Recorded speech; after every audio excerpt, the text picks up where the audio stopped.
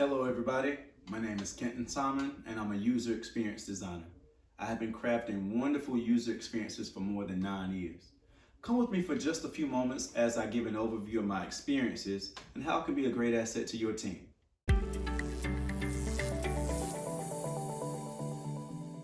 So let me be absolutely clear about what I'm saying here.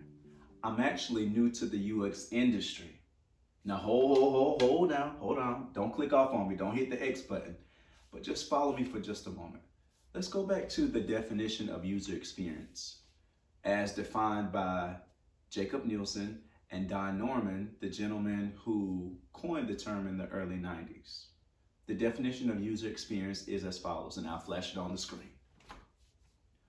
User experience encompasses all aspects of the end user's interaction with the company, its services, and its products. For the last 9+ years, I've worked in public education as a certified music teacher on the elementary level. I know, big difference from UX, right?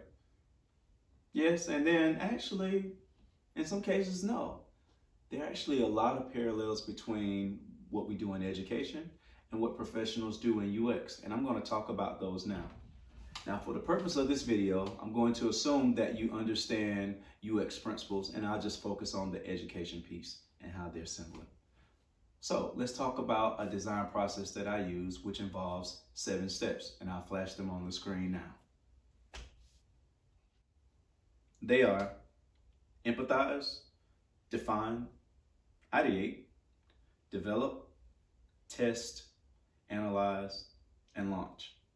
Let's start with empathize. In education, I sought to really understand my students. That was number one. I gathered information from a variety of methods and resources, from administrators, former teachers, from school records, from parents, and really the best source of information was from the students themselves. I mean, who else can better tell you about what's important to them and how they like to learn? Next is define. Based on my findings from my foundational research, just like in UX, I would define specific targets and goals that I wanted my students to reach, all while being in compliance with national and state mandates or curriculum standards, as well as building level expectations. Now, the goals set for each student will vary from student to student because they're all unique, but in general, I wanted all of my students to grow academically, socially, and emotionally. Ideate. As a teacher, I was always brainstorming and on the lookout for a good idea. I mean, inspiration can really come from anywhere, from your state curriculum to online resources and social media, Facebook, TikTok, colleagues, wherever. But just like good teaching, good design usually starts with a good idea. Develop. So gathering good ideas just for the sake of serves no purpose. It needs to have meaning. It needs to have a function. And a lot of times good ideas become meaningful when they're connected to some sort of structure.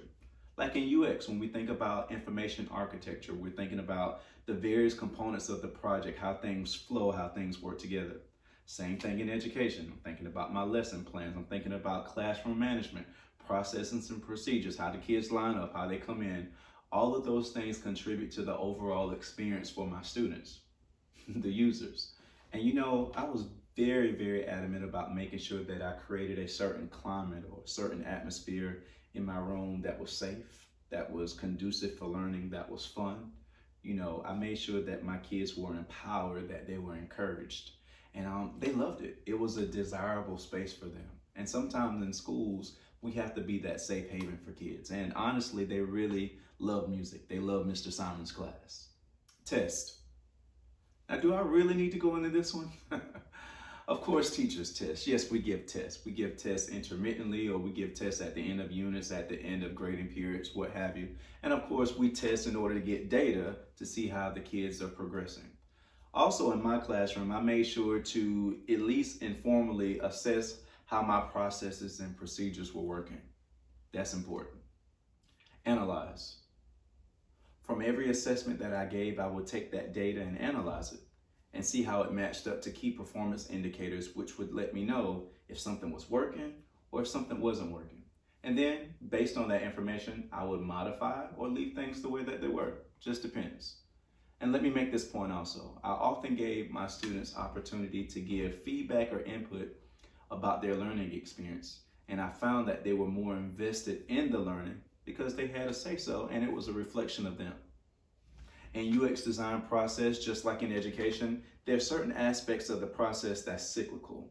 You analyze something, you take that feedback and you might go back and iterate again or ideate or design or test again and get information until you get it right. And then when it's ready, when you vetted all of those different components properly, you launch it. And we did that in education. We will launch certain initiatives or ideas, or maybe it might be my teaching strategy or a new classroom management procedure, but you implement those things as a way to enhance the learning experience, to make sure that the kids will continue to grow, that the environment continue to be a place that was efficient and effective for learning. And ultimately, it served to meet the students' needs. And that's what this is all about. As you just heard, the parallels are pretty clear.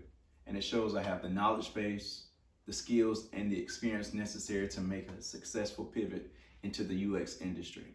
I've done my coursework and accompanying projects, and I've received my certification.